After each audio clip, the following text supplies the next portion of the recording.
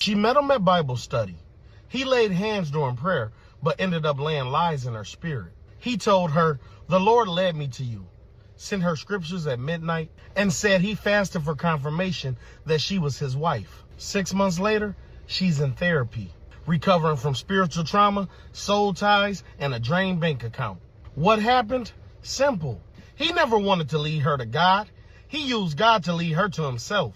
I'm Jacob Riante, I'm Big Bro, and I'm not here to babysit the egos of fake kingdom men. I'm here to expose them, because some of these dudes have figured out the formula. Quote 2 scriptures, cry on command, talk purpose, and pretend to pray. Boom, access granted. Not just to her body, but to her soul. They don't need to produce fruit. They just need to sound anointed.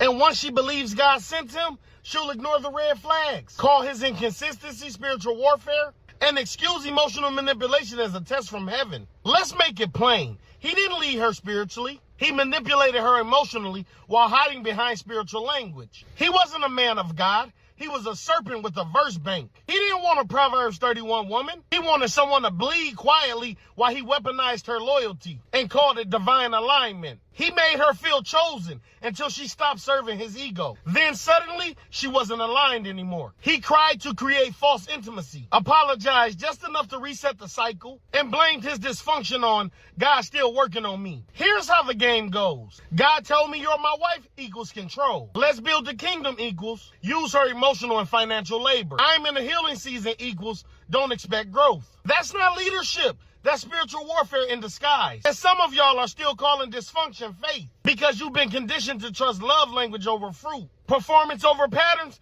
and chemistry over character. And let's be real, sis. You saw the red flags. You just liked how he wrapped them in worship. You weren't looking for a partner. You were looking for a rescue mission, to be seen, to be chosen. And that desire made you ignore discernment. You believed in the performance before you examined the pattern. Because here's the truth. God is not sending confusion. God is not using broken men to test you. You're not under spiritual attack. You're under emotional manipulation. And until you stop calling red flags confirmation, you'll keep playing gardens and snake pits. To the men using God to gain access to women, stop using the word as bait. Stop hiding behind trauma to avoid growth. Stop calling cowardice a season. Eden wasn't the curse. The conversation with the serpent was. Sis, protect the garden. Don't test his prayers. Test his repentance. Don't follow his worship. Follow his fruit. Because some of these men will lead you to the altar just to walk you into warfare. This time, don't ignore the serpent just because he speaks in tongues. And remember, ladies, accept nothing less than queen treatment.